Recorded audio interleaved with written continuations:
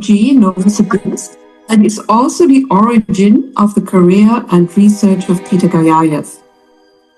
There, the electromagnetic communication of living cells, originally discovered by Alexander Gurevich and later expanded by Fritz Popp and others, was first documented in experiments.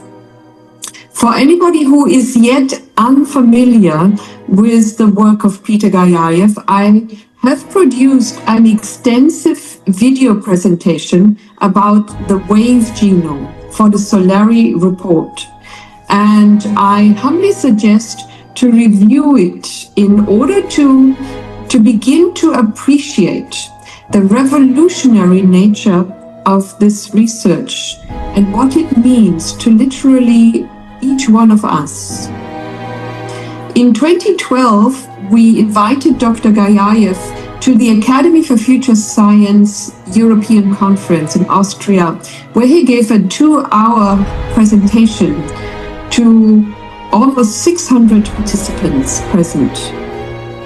And I last saw Peter Gayayev in 2019 at last year's TCCHE conference in London, where we both spoke on the multidimensional aspects of the genome. Peter Gayayev's work and legacy is groundbreaking. Not only did he show that the living organism's genetic information is unified in what he calls a chromosome continuum, a kind of stable wave train that travels throughout the organism along the highly ordered geometric structure of the DNA molecule. This grid or quasi-crystalline gel state stores the genetic information in form of electromagnetic and acoustic holograms, which he recognized as the true source of the blueprints of life and biological function. What is more, the spectrum of this electromagnetic holographic code can be captured through laser interferometry using a broadband laser that is focused onto the DNA, which is equally laser-like in its highly coherent photon emissions. In this way, an electromagnetic interference pattern is created that can be stored and transmitted. This means genetic information can be transmitted or teleported through light, even over a distance. The positive as well as negative implications are not difficult to grasp. Pathogenic organisms could theoretically be radiated over any field of crops from an airplane. And in fact, this has been done.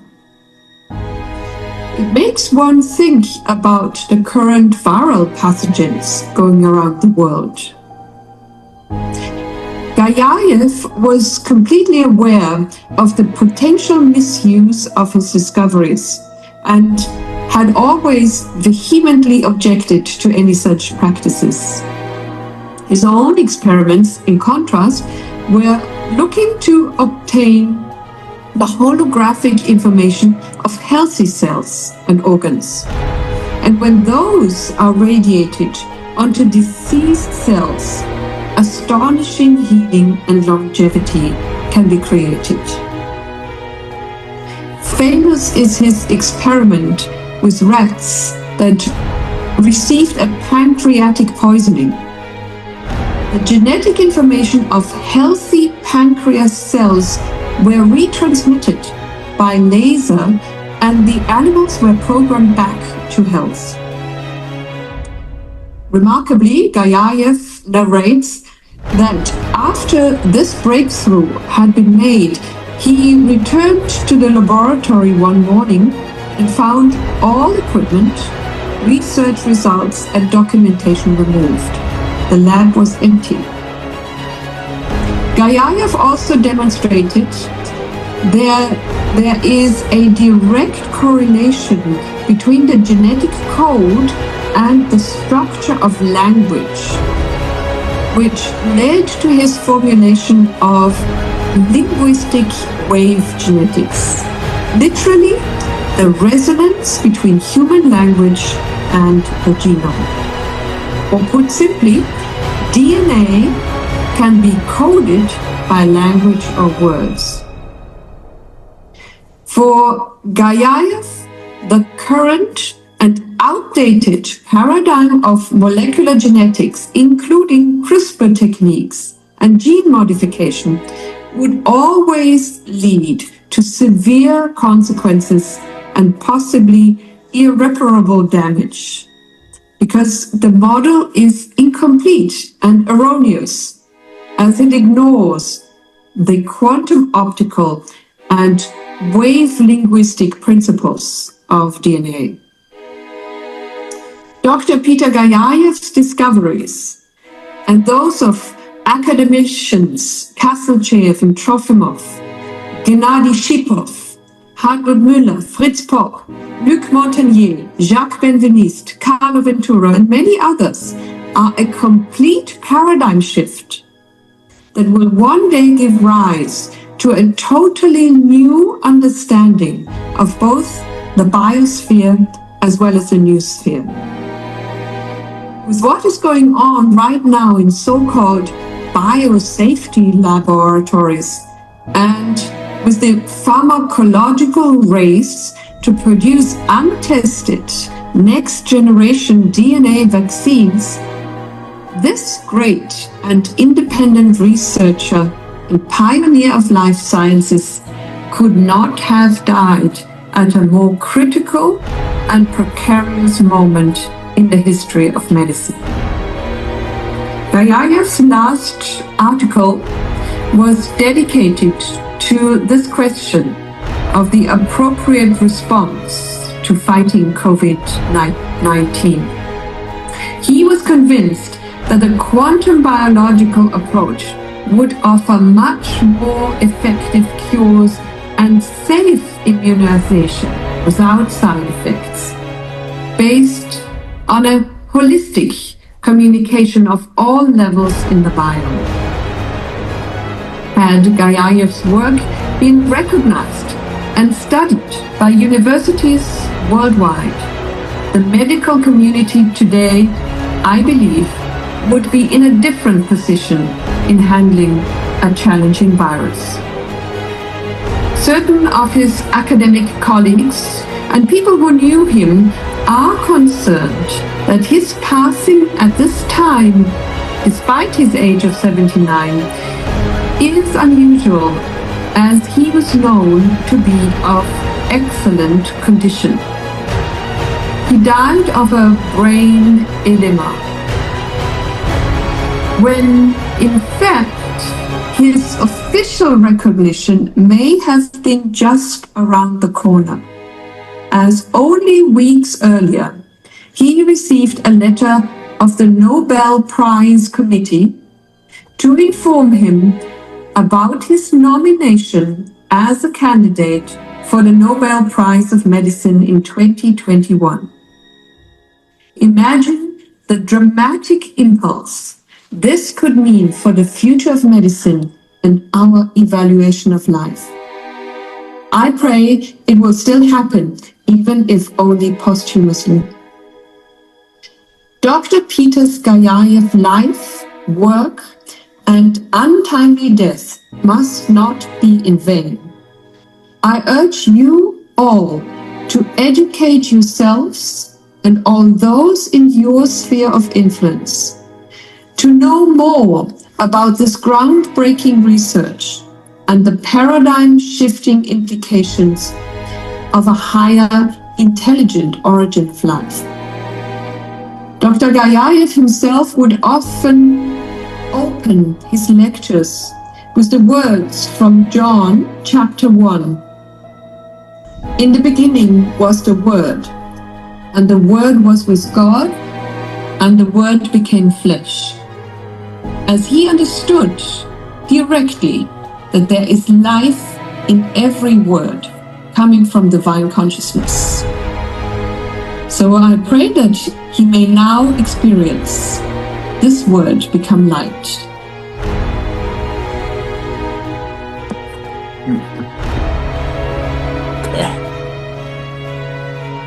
Before I continue, if anybody got any more questions? Any more questions? Okay. Let's keep it going. We're almost done. Okay. So what I want to highlight is a post that I had made back in November. And I'll read it briefly, but it's going to tie up together. So I made this post back in November of 2024. So I said, today is November 4th, 2024. The time now is 1:22 a.m. Brown was originally the sound. Let us now acknowledge today that the assignment is to assimilate into the new body, the immortal framework of an avatar that's complete or whole, predicated on the X chromosome. This concept reflects the real ideology of the return of the royal bloodline and the rise of the matriarch. We see the symbolism playing out through Kamala, but this concept resonates with a galactic origin eons ago, with the story of Enki and Enlil. Enki going against cosmic law, and the council crossbred and fractionated the gene pool, inserting its own DNA inside of a humanid egg that was artificially placed inside of an Anunnaki female. You know, a lot of us talking about Anunnakis. This led into the fractionated XY gene pool, limiting the ability of evolving the DNA and thus lacking the capacity to take memory through death. A whole woman naturally embodies this principle as a star bearer through the X chromosome by engaging her magnetic field with the solar cycle and using her DNA during a solar maximum to implode radio waves from the sun and thus give birth to stars. The original intent of the return of the royal bloodline. More specifically, this reassembling of the masculine and feminine within herself grants her the capacity to raise the dismembered man back whole again through the X chromosome.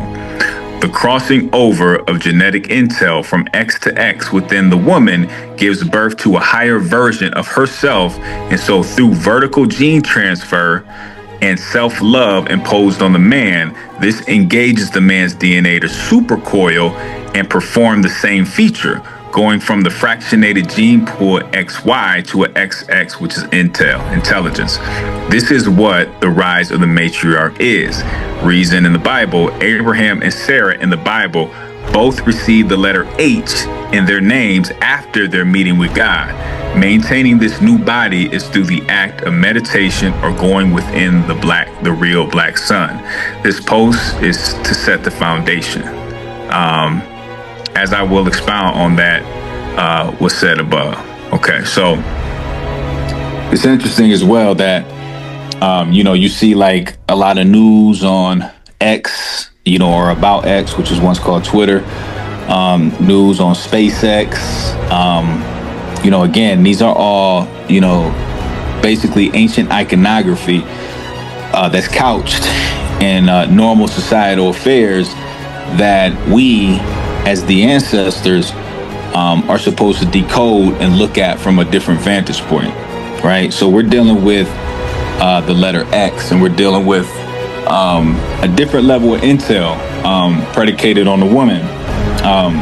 So this brings a lot of praise to the woman. Let's be clear. We tend to dismiss that factor in reference to, a lot of us being brainwashed by religion and things of that nature. But the woman is the very key in this play when we're dealing with the letter X. So let me keep going. Okay, so another doctor I want to put you guys on to. She is also from Russia. And mind you, if you guys do your own due diligence and look into these scientists, a lot of their information is in Russian. So what I had to do is I had to translate it. I just put it in Google Translator. It broke down the book, put it in English, and then I was able to read it. So a lot of these scientists, are overseas, as we can see, and they're not people of us. But my understanding is also the fact that these individuals who are Russian or who are from Switzerland are getting their information directly from our people. So let's read a little bit about Dr. Irene Caesar on the X chromosome. So this is the carrier of the royal script. And that's my words, that's not hers. The carrier of the royal script. Okay. So the X chromosome as a diffraction grating. And it's going to explain what that is. So just imagine the X chromosome, and I'll explain what diffraction grating is. So what she came about was Dr. Irene Caesar describes the X chromosome as a wave crystal, a diffraction grating capable of organizing light into coherent phase-aligned patterns. A diffraction grating is a structured surface that splits incoming waves into organized symmetric rays, refining chaos into order. The X chromosome, due to its structure, has more paired information in a more robust wave geometry than the Y. This geometry enables the X to serve as a template for coherent wave propagation, meaning it holds the ability to transmit clean, undistorted, and fractally recursive information. In simple terms, the X chromosome isn't just carrying DNA, it's organizing energy, frequency, and information into higher symmetry. This is why Dr. Caesar says it can restore broken waveforms, just like what we explained before, like a phase conjugate mirror. Okay, so there's two different geometries to the chromosome. So you got the metacentric, which is the X chromosome, and then you got the acrocentric, which is the Y chromosome. So the hidden codes in chromosome shape. So the X chromosome. The X chromosome is metacentric. This means the central mirror, which is the pinch center that holds the chromosome together, is located right in the middle. Both arms of the X chromosome are symmetrical, balanced, stable, and coherent. Because of this symmetry, Dr. Caesar argues the X chromosome is able to 1. Maintain wave coherence, 2. Act as a perfect scalar diffraction grating, and 3. Serve as a phase conjugate mirror to reflect and restore wave patterns of the body and soul. The metacentric X is the true wave matrix of divine geometry, a mirror of the original blueprint. So again, the restoration of the broken man, right? The restoration of the fallen man comes by way of a healed, whole woman. And when I spoke about vertical gene transfer in the post that I read, I'm talking about engaging in sex with your partner. So the thing is, when you have a whole woman, right, whose genetics are intact, and this is a woman who's been doing a lot of work as well. She has the capacity through vertical gene transfer to pass codes to her partner, which is the man. This now allows the man to balance out his feminine and masculine as well. Because, today we see a lot of toxic masculinity.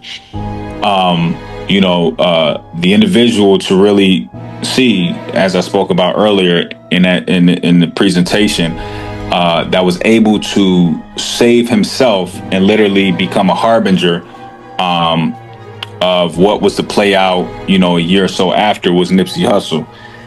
We're talking about the balanced man. So today, the man is imbalanced. And what the man has to do is get more. Somebody mute your mic.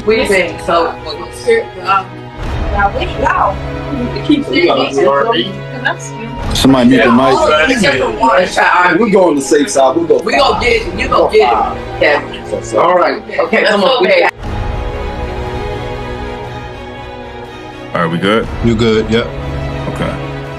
All right. So what I was saying was, so basically what we're seeing here is, again, the realignment of the X chromosome predicated on the new star alignment that we're currently in. Like I said, this is based on the fact that, again, we're moving in a higher density of air. So genetically, you're going through a genetic orientation. But like keep stressing, this is based on you doing your personal work. And you only know that to yourself. This is why it's so special and unique, because we all have a divine script that we're playing out in real time. So our everyday affairs are not just everyday affairs. They're aligned with certain star systems and influences that are coming in, that are banking on us to get the information in, based on us doing a lot of discipline within our own everyday affairs. So like I said, whether it's self-healing, whether it's discipline, whether it's order, whether it's symmetry, the idea for the man is to balance out the scales and to get more in tune with the feminine side of himself, so that way he can have 50 masculine and 50 feminine within himself. And this gives the rise of the masculine, male. But again, on the flip side, the woman is also going through a level of recalibration.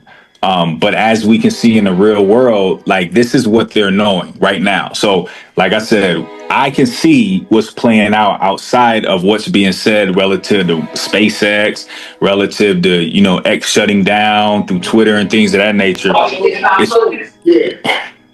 It's all based on microbiology, you see. So I just wanted to highlight again, when we're dealing with the X, it's deeper than just what we're seeing at face value. This is dealing with the X chromosome in the whole man and the whole woman. Okay, so like I expressed, the Y chromosome is what you call acrocentric. The Y chromosome's centrome is off-center, meaning one arm is very short, the other is much longer.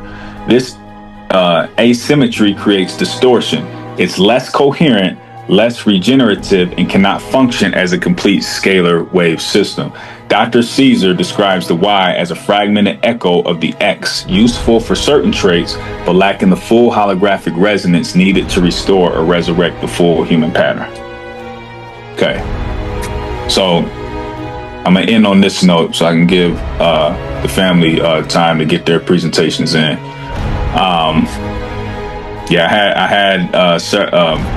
So as you're looking at this, first of all, this is just the beginning of a presentation that I'm putting together, but it's also the end of this one. So this is just a continuation, but I want you to see the title of what we got here. So we got Nipsey, the Quantum Blueprint.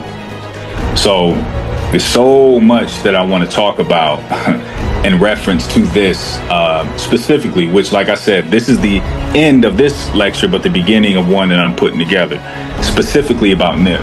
Okay, but what I wanted to do in this lecture is, like I said, I wanted to tie in cosmic law, but I wanted to parallel it with common law, regular law, man-made law. And I wanted to give you more of a practical science in reference to how to demonstrate yourself based on all these alignments that's taking place. So earlier on, we were talking about holographic blueprints. We're talking about, again, your DNA having a holographic feature that contains all the ancestral memory in it that's able to teleport outside time and space. The coherence is what allows that to happen. And again, coherence, and like I spoke about on the last show that all of us did, I spoke about coherence represents love. So right now, I spoke about earlier in the show, Nip is is alive and well. Got firsthand knowledge of this. And also, I may have said this publicly before. My girl went through an initiation process back in 2020, where she she meditated for an entire year, no days off, every day, with no intention behind it, just meditating. She just wanted to experience something that was outside of what was the norm. All of us may meditate because we're stressed about work, we had a breakup, whatever. She got into it because it was something to do and something to, ease, stress that she may have had, in the past back then. But saying that to say, she did this for an entire year. And one day, and I'm talking about literally every day. This is meditation every day. And one of these days, she'll have to explain this in depth from her personal experience. But saying it to say, one day she was meditating, and what literally unlocked her brain, her right side of the brain, was Nipsey's Victory Lap, the intro. Because we know the intro, and when the lady comes in, there's a certain tone that resonates with her when she comes in on that intro. That's what literally popped her right brain open. She went to a place of no thought, and she literally began to spiral. And I talked about it in the show last night in reference to them 8 pillars that they found, with the spiral wrapped around the rod. And that's why, again, this is why they're talking about it, because when you go into a place of inner through meditation, you now, and it's showing, have the capacity to spiral upward or downward. But you have to enter into a place of literally no thought. And like she expressed to me, it takes just a millisecond. You be in that space for like a millisecond, like just a quick second. You stay there, boom, you're out of here, faster than the speed of light. So she got the experience to spiral upward. And what she bear witness to is, like I said, I don't want to speak for her, but, Kobe Bryant representing that spiral upward, denoting the fact that a helicopter was, accredited in his death transition. But also spiraling to the top. Nip is actually Christ-like. He's Christ. So she had a whole experience with Nip. That's like, it was very powerful, as far as, what was told to me. But he's very much alive. And one thing that he wants us to do is to play his music, right now, like as of today, because his music, as we just talked about, relative to sound affecting the DNA, is what's going to heal the DNA to allow it to become coherent, to tap into these new influencer stars that we're directly up under. So again, speaking about our DNA having a holographic blueprint, that blueprint is the hologram that the code and the genetic information is etched into in order to gather information from, these new celestial star systems that we're currently revolving around. So saying that to say, really quick, I had an experience with Nip. I won't go too deep into as of right now, but I took the plant medicine I would say about 6 months ago, and I was listening to Nip. I was listening to specifically Victory Lap, and I was listening to it, and like towards the end of the song, that specific song, there's a sound. There's a specific sound in the back of the song, like it's behind the beat, but you really gotta be, tapped in to hear it. It almost sounds like it's hard to explain, but it lasts maybe for 10 seconds. And what was told to me through Nip was that's the way out. That sound that you focus in on, and you because I had a physical experience in reference to being pulled when that sound was resonating. So it was a pulling that was taking place, a magnetic pull. And that specific sound for me is what I was told that you concentrate on in order to tap into, to ride on out of here. And when I say ride on out of here, I'm talking about literally tapping into a higher dimension of reality, so that way your interface with Nipsey Hussle is right there. So saying that to say, like I said, this is the beginning of a lecture that I'm currently putting together, and the end of this one. So right now, what you want to do, when we're talking about self-discipline, self-love, we're talking about ordering our reality, put on Nip, and go into a meditation. You want to try to listen behind the vocals. So when you're meditating, there's no intention on going into it because you don't want to think, but you want to allow yourself to fall in between the instrumentals of the beats.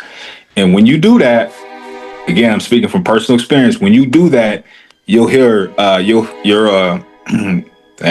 you'll hear Nip come through.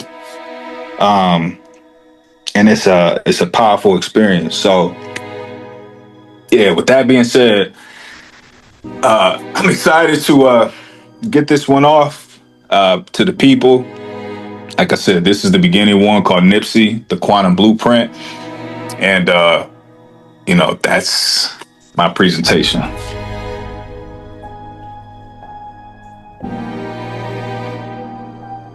Absolutely amazing. Appreciate Clap it up, y'all. Clap it up, clap it up, clap it up. Come on now. Let's clap this thing up. You know what I'm talking about? Y'all can unmute your microphones and get a brother some claps. Thank you so much for that presentation. I'm gonna show you how on point you are too, bro. Keep in mind, y'all, we put these things together outside of each other's, it's not like we was in a room together and I'll just show you how synchronicity is working and whatnot. And great minds think alike.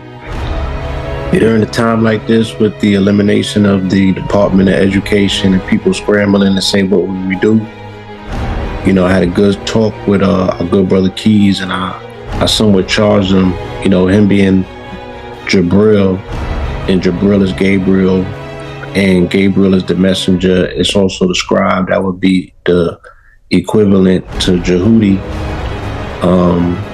And I'm like, it's curriculum time. You feel me? The only way that we're gonna prepare the people and the children in particular is to provide the curriculum. And when I was looking at your presentation, I was like, this is what the encyclopedias of today should look like.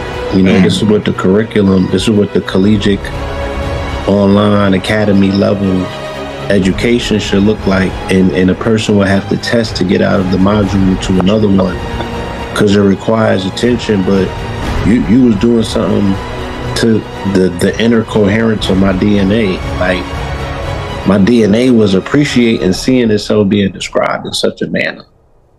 You know what I'm saying? So, yeah, it was really something. It was very rhythmic. You put it together very methodically, not only well planned, strategized, and executed. But yeah, I think that this is the education of the future. That when people get a full understanding of this. And for me, I did a presentation the other day with Rich about Louisiana. And I got into the whole Napoleonic Code and how, they acquired admiralty law through the Roman, the Napoleonic Code, which was Roman civic law, which was admiralty law. And they put the demarcation lines at the highest, mountain peak, and everything underneath it was underwater. And that's how they created federal jurisdiction and UCC and all of that good stuff. That, like, as you said, has devoid people of their identity, ironically enough, coming out of the Mississippi Delta region, in that particular landmass and that bloodline and those genetics tied into the antiquity of this particular landmass. So, yeah, it was epic presentation, so much alignment, so much fullness. It'll be studied for quite some time. Appreciate it. Sure. If there are any questions in the audience, I don't want to assume that there are no Q&As. If there's anybody in the audience who is taking notes, please feel free to ask any questions that may be on your mind, and we will definitely be able to help you with that. We're also going to be doing a Q&A at the end of the whole entire lecture. And for anybody who may be inquiring, this is being recorded, and we will have the replay available if somebody has to do something, handle any affairs, it's all good. You'll be able to catch the replay. But we're going to keep things going. I don't want to hold up the line. We do have BDELL 1014 coming up to deliver his presentation. So, are you ready, brother? Or you need some time? Yeah, I'm ready. I actually got my slides and everything together, so I didn't know I was able to share it. I thought you were doing it through your blueprint. You could share it through yours if that's what you want to do. Okay. But yeah, just press share, and it'll open up. But yeah, you good. Okay.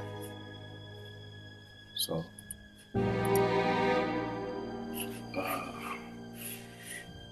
Let me know if you guys is able to see my screen and whatnot. All right.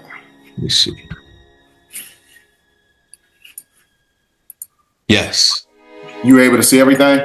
Yes. Yes, sir. Okay.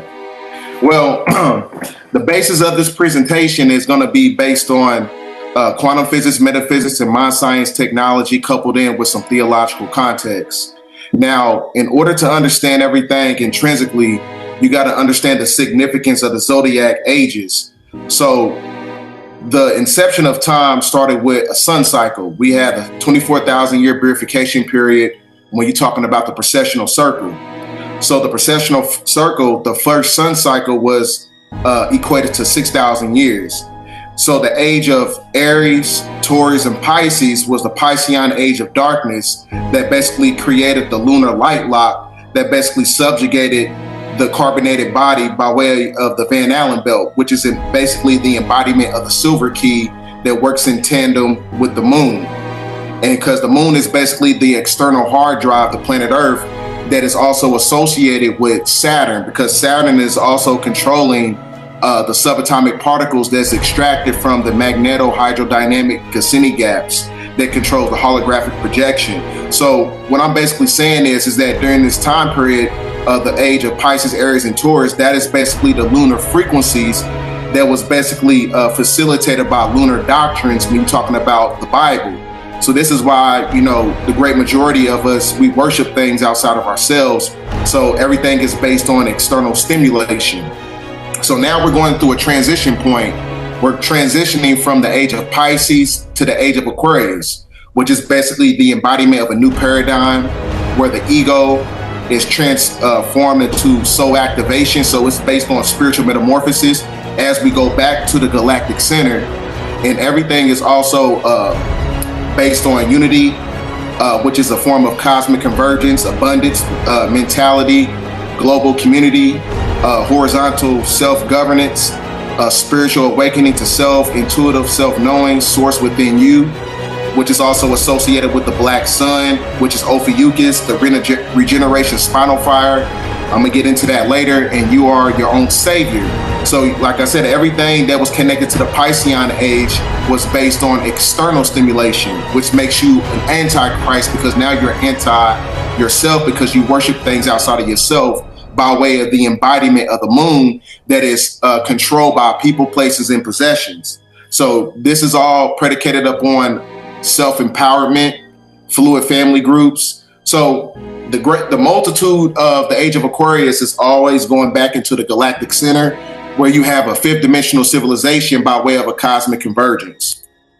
So the inception of this, what's going on as the spiritual metamorphosis is based on the gate of the gods. You had the golden key and the silver key. So the January 21st to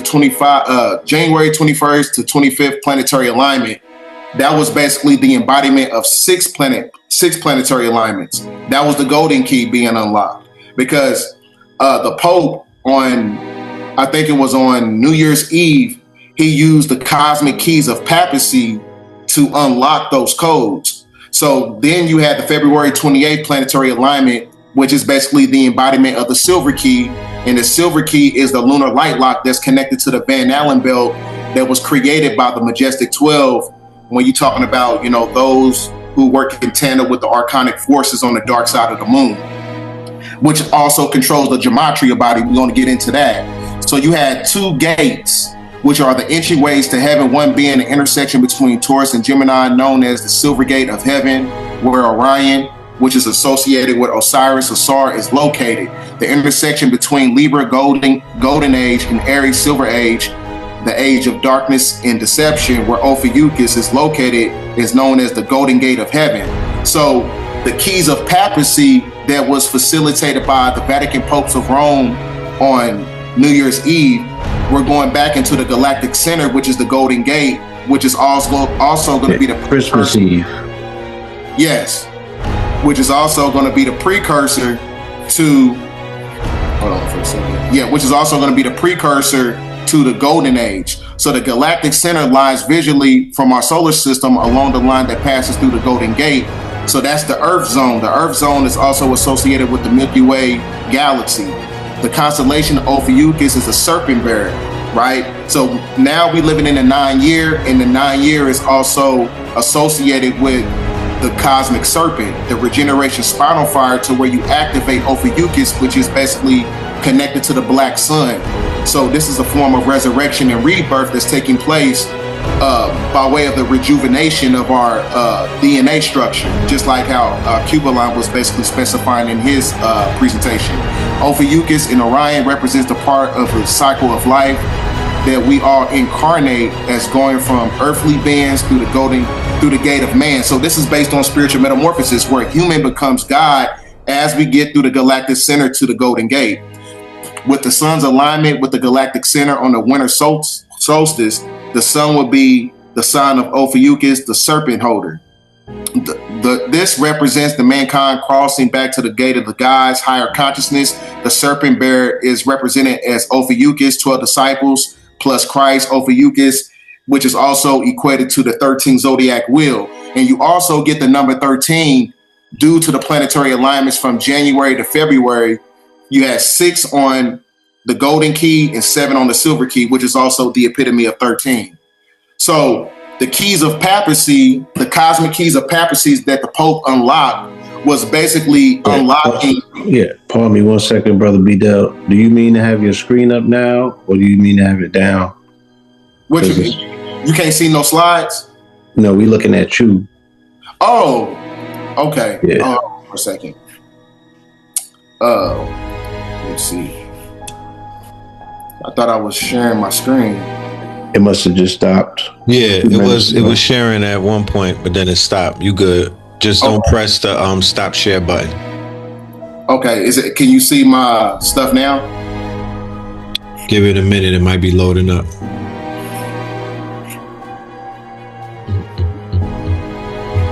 No, we don't see it.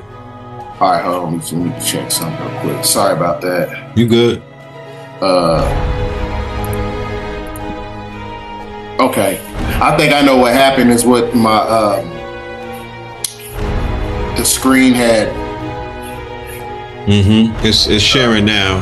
It's okay. Your presentation is up. Yep, you good. Okay. So now what you're looking at is the keys of papacy. The keys of papacy was basically the embodiment of the unlocking of the sigil of Baal, which is Baal, which is Moloch, or some say unlocking the lesser key of Solomon, because we all know that Solomon's temple is equated with the soul of man. And when you look at that symbol of Solomon's temple, it looks like a tetrahedron. It is a representation of the hexa-alpha symbol that is basically contained by the centripetal and the centrifugal forces of nature, the divine feminine and the divine masculine working in synergy. So the keys of papacy, what it did was it basically unlocked everything as far as like the genetical format to unlock the carbon body. When you're talking about 6 of electrons, 6 protons, 6 neutrons, which is basically the epitome of the Christ body. So the keys of papacy that basically unlocked for the carbon body to go through the Golden Gate in a form of resurrection. So that's why everything that's taking place right now is very intrinsic, and they've been putting this stuff out in the news. So the reason why the great majority of our genetics was basically locked down is because Satan of the Bible, or God of the Bible, separated the intergalactic waters from the third dimension and created a firmament. He created a firmament during the times of Aries, Pisces, and Taurus, which is basically the spiritual cutoff. The spiritual cutoff was based on the spiritual magnetism being cut off to where you're not able to tap into your true power, is what we're talking about, your magic. Your magic comes from your magnetism. So that's why during this time period, the firmament was comprised of creating the gematria body, because the photon hydrogen atom creates electrons, electrons create elements, and elements create molecules, and molecules create organs, and organs create organ systems. So that's what created the illusion of physical matter by way of the firmament, which was comprised of the lower fourth dimension merged in with the third dimension, is what we call the demiurge. So you can see this right here. This is out of the keys of Enoch.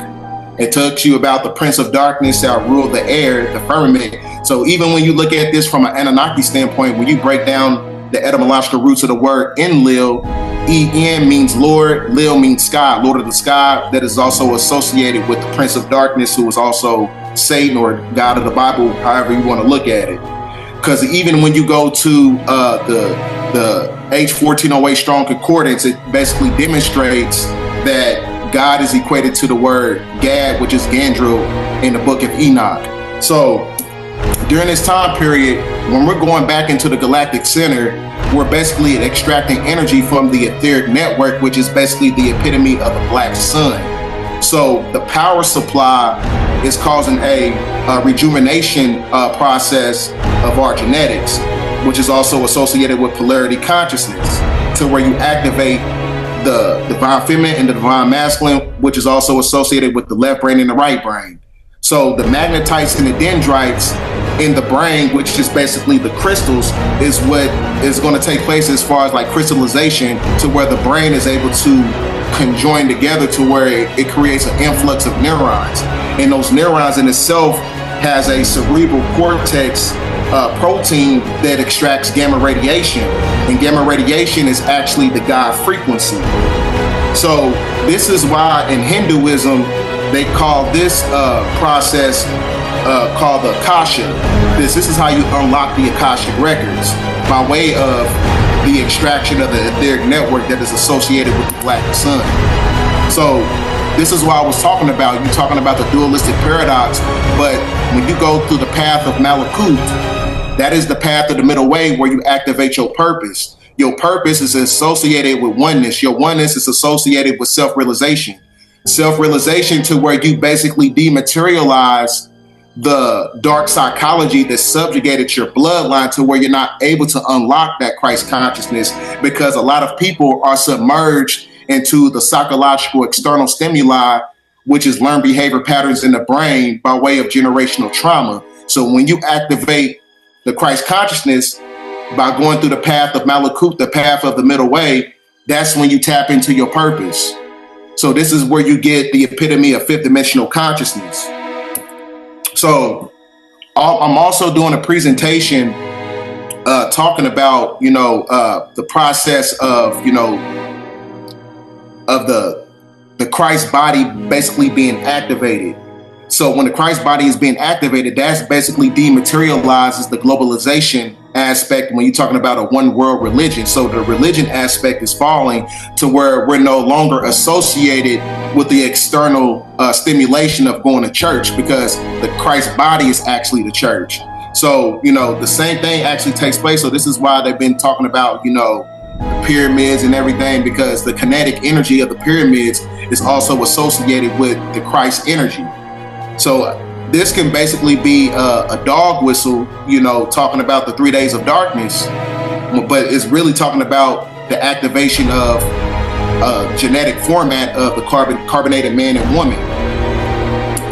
So, as I was saying, Ophiuchus is also associated with the black sun, which is basically the serpent bearer, the regeneration spinal fire. We in the serpent year. So during this process right now, this is why it's not a coincidence that they're talking about dark matter energy in the news right now, because that dark matter energy is also going to be the process on how you activate the energy of Ophiuchus, because Ophiuchus is also in symbiotic connection with Jesus walking on water by going through the Golden Gate. So that's why the Pope had to unlock the keys of papacy. So I'm going to show you this video for a second here. So I'm going to go show you guys a video. I'm not sure if you guys can see it or not.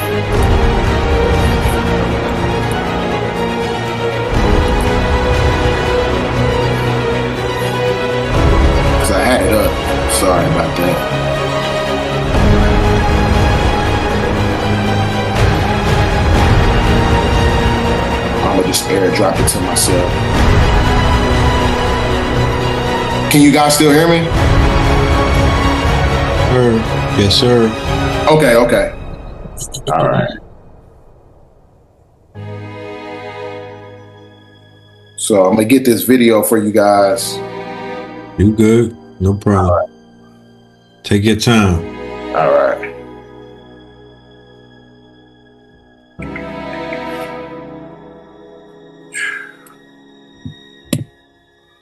All right. It's getting airdrop.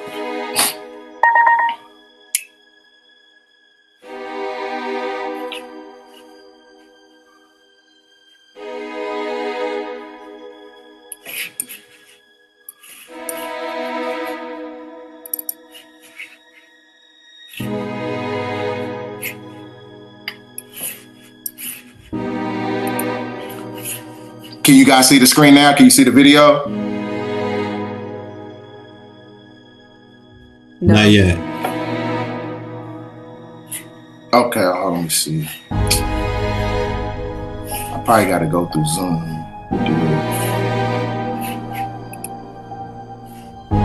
If you on your laptop or desktop, when you Yeah, I'm on the desktop. there you go. Okay, yeah. The share will help you. Share the screen. Okay. There you go. All right. So I'm gonna show this video. They've been talking about dark matter energy, and they're talking about a cosmic force, and they're actually talking about how this energy is basically harmonizing with our genetics. So I'm gonna play this video for you guys. It's only 5 minutes. All wrong. New findings on dark energy are challenging one of these theories and our understanding of the universe. We can't see it, we don't fully understand it, but we know it's out there and is hugely powerful. So-called dark energy is a mysterious force spread throughout space. It's believed to make up around 68% of the total energy content in the universe and causes the universe to expand.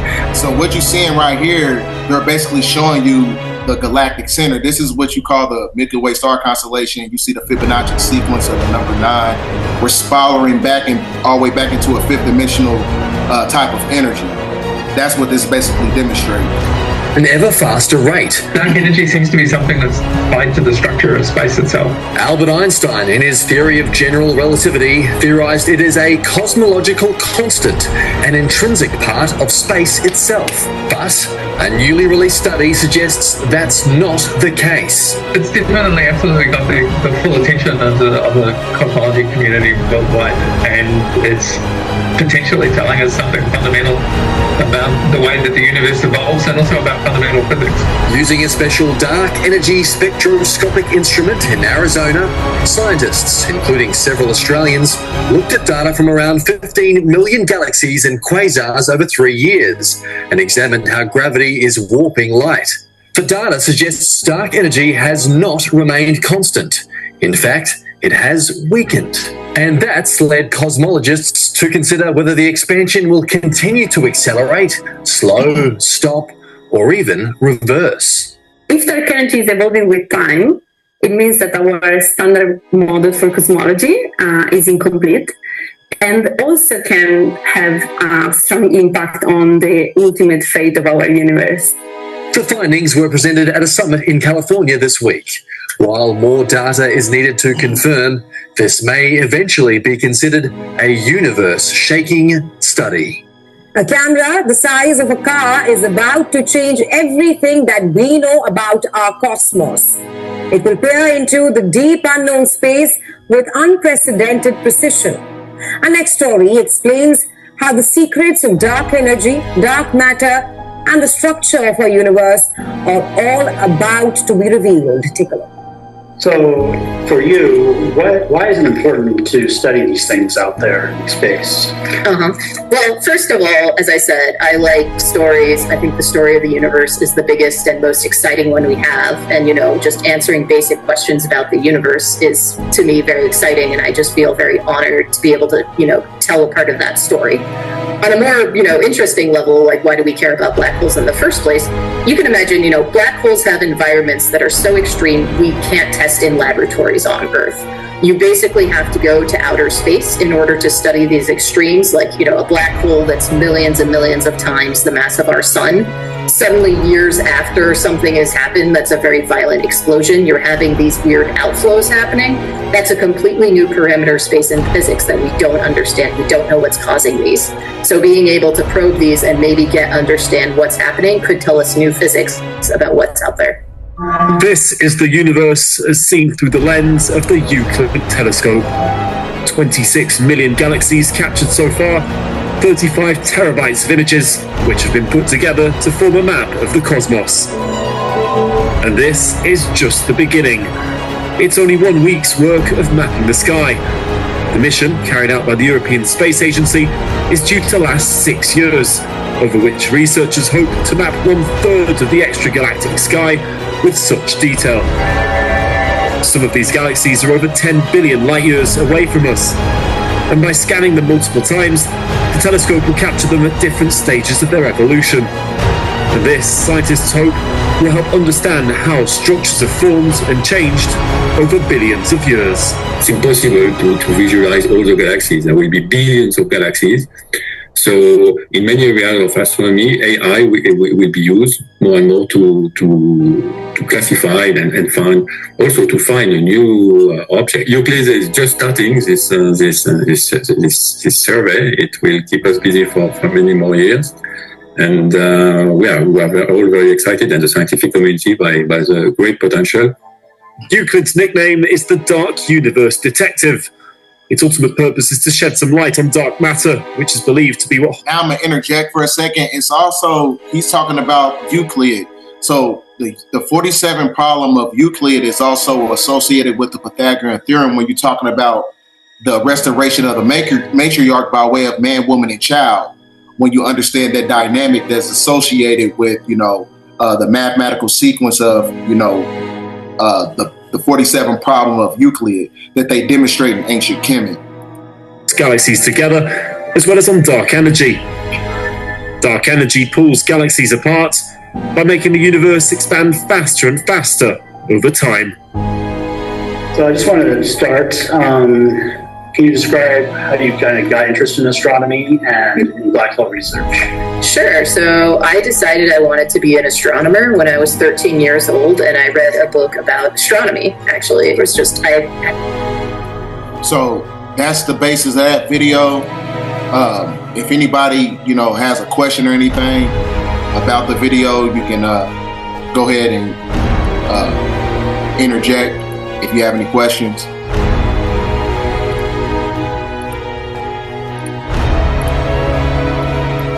Right.